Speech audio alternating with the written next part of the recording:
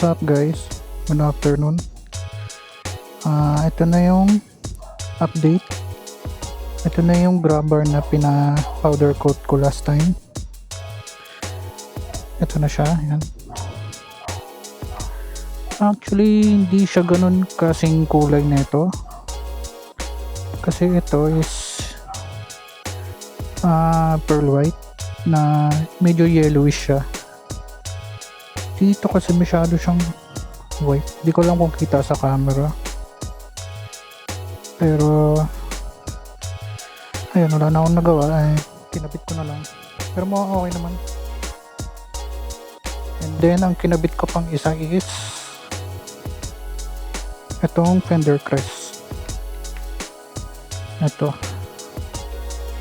Yan. Pang Vespa talaga siya. Ginawa ko lang ng paraan. Ang ginawa ko dito is tinabasan ko lang dito ng konti, pati dito, and niliha ko yung pinakaloob nito kasi meron akong ilalagay dito na epoxy compound, yung white tsaka black. Paghahaluin mo sila, pag tumigas naman is para siyang plastic. And then naglagay din ako dun sa loob ng nut kasi yun yung pagkakapitan niya. And dito sa panel na to, nagdikit lang ako ng tape kasi para matansya ko kung saan ko siya bubutasan.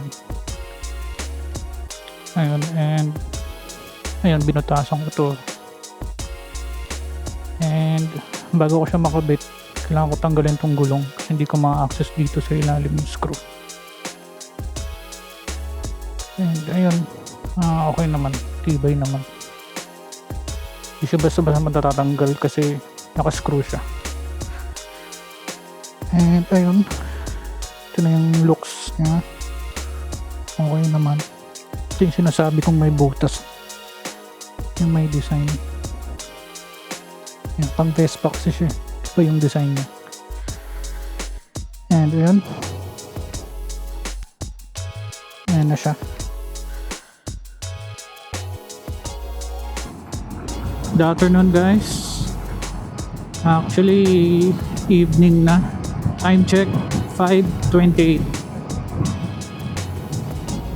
Evening na, so kamusta kayo? Biyahe lang ulit ako ng Las Piñas, pauwi ng Las Piñas.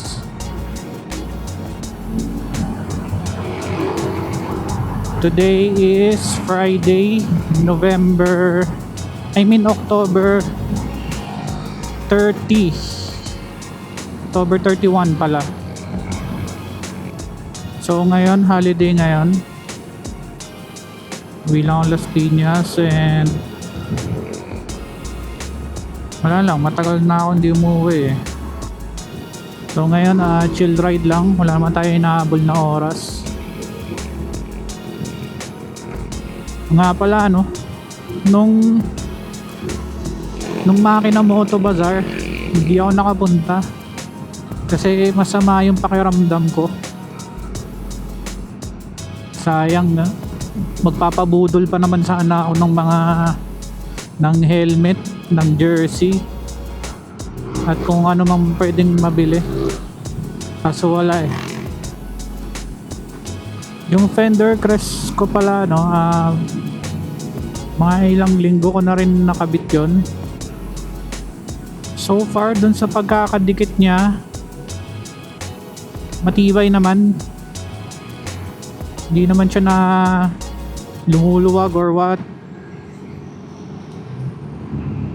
Okay naman. Maganda yung pinandikit ko eh. Yung epoxy compound. Guti ata yung brand.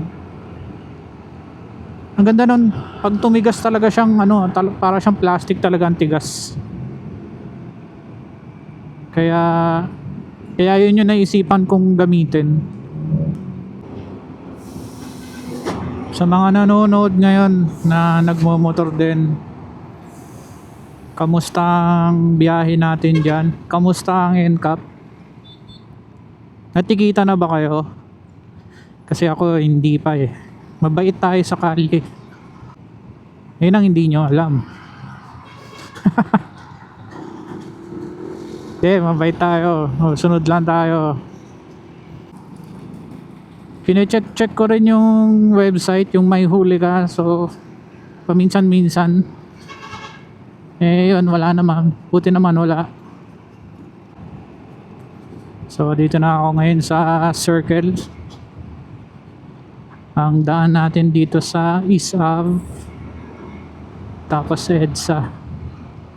Yun, tapos dire-diretso na yun. May dilim na. Buti inayos ko na yung settings ng camera. Sinet ko na sa night mode na settings ko. Kasi ang bala ko dapat kanina is naka day setting. Naka day setting pa ako.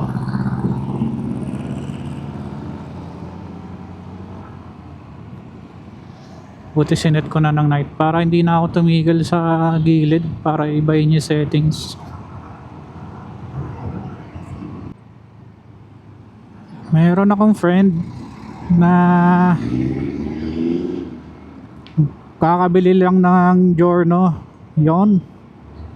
Shoutout sa'yo, Jim. Alam ko nanonood ka eh. Yung isa nating kaibigan, walang kabitaw-bitaw. Ayaw bumitaw eh. So paano yan? Tayo lang magra-rides niyan, Jim. Si Ray ayaw bumitaw eh. Kung napanood mo to, Ray, mo, bumili ka na rin. Pala no, sinasara ko tong visor kasi dun sa last video ko parang rinig na rinig yung wind noise. Ewan ko. Yan, binuksan ko na ulit. Ang tawag dun, sa isang helmet ko hindi naman ganun. I think dito lang sa helmet na to sa Nomad. Sa tingin ko lang gawa nung itong Nomad Camino kasi may chin cover sa ilalim ng baba. Yung isa kong helmet wala. And yung pag ginagamit ko naman yun, wala naman masyadong wind noise. Unlike dito sa Nomad. Kaya ako sinasara yung visor. Yun, dito na tayo sa EDSA. As usual, traffic. Time check, 5:45. Baka sa next upload ko, ikakabit ko yung yung wheel dop. Medyo kailangan pa kasi yun eh, tabasan. Yun yung i-upload ko next time. Doon sa mga nakaraang video ko, may mga nag-comment kung anong gloves daw yung ginagamit ko. Itong gloves ko is from Label. Ang ibig sabihin ng Label is Living a Balanced Life. LABL. Ayun yung ibig niya sabihin yung label. So ito siya. Meron nito sa Shopee. And meron din silang shop sa QC. Search nyo na lang sa Google Map. Ang bili ko ata dito nung time na binili ko ito nasa 1.3 ba? O 1.5? Hindi ko na maalala. Ang ganda nung mga kasi, ng mga design ng label. Pang classic. Ang ganda ng Ang ganda rin ng quality. May isa pa akong label na gloves eh. Full leather siya. Yun yung pinaka-latest nila meron. Maganda rin. Kahit nga itong jersey ko eh. Itong jersey ko na to. Label din. And also may may nag-comment din na kung ano daw yung side mirror ko. Itong side mirror na to is ang brand niya is Moteo. Search nyo lang binili ko lang to sa Shopee. Search nyo na lang. Search nyo Moteo lift type bar and side mirror. Itong side mirror na to may pinaggayahan to na sikat na brand. Kayo na lang bahala kung anong sa tingin nyo kung ano yun. Itong ganitong lift type may pinaggayahan sila na sikat na brand. Pero maganda naman yung quality. Ang laki nung price na difference kasi nila nung original compared dito sa I think yung mga ganun nasa 10 plus ata, 10k plus. Ewan ko lang hindi ko sure. Basta 1,000. Ito 1,000 rin naman pero magkano ba bili ko dito? I-screenshot ko na lang yung price na ito. Ang tagal ko na kasi nabili ito. Nakalimutan ko na yung price. Bilis ng panahon, magpapasko na ulit. Parang kailan lang. Magtatatlong taon na to si Fasio. So far okay pa naman siya. Huwag lang tutupakin. Nakakamiss na mag long ride Tagal na nung huling long ride ko. Dapat makapag-set na ulit ng date ng long ride.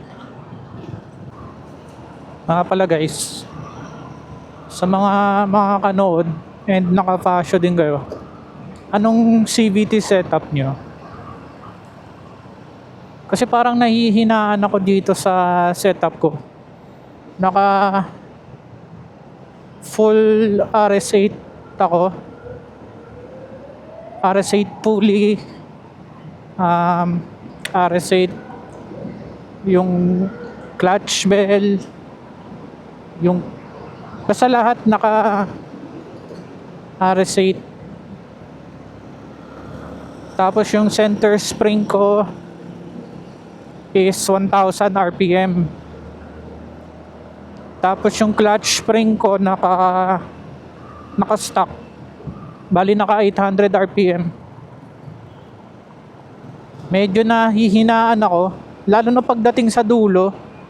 Parang medyo bitin ang bagal ng akyat ng speed.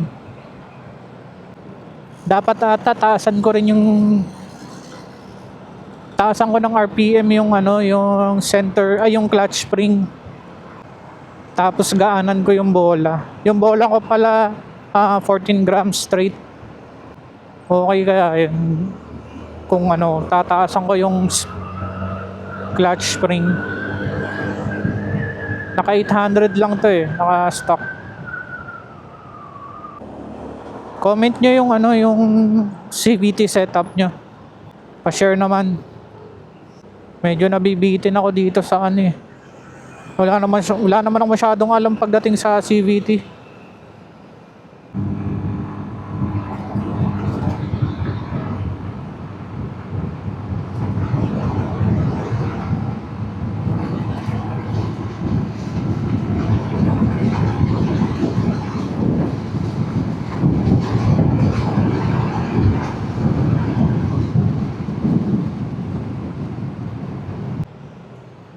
Yan, dito na tayo sa Parañaque. Nakalimutan ko pala, may isa pang nag-comment regarding dun sa gloves. Yung isang gloves na tinatanong niya is yung kulay green. Nabili ko yun sa The Retro Helmet Lab. Meron siya sa Shopee and may shop din sila. Di ko lang alam kung saan. Search mo na lang sa Google Maps or search mo sa page nila sa Facebook. Yung kulay green, maganda rin yun. Pero hindi siya ang tawag dito, parang medyo may kanipisan siya. Hindi siya padded. Maganda lang talaga yung design, yung looks. Retro, classic na classic siya. Yung price, nakalimutan ko na i-screenshot ko na lang.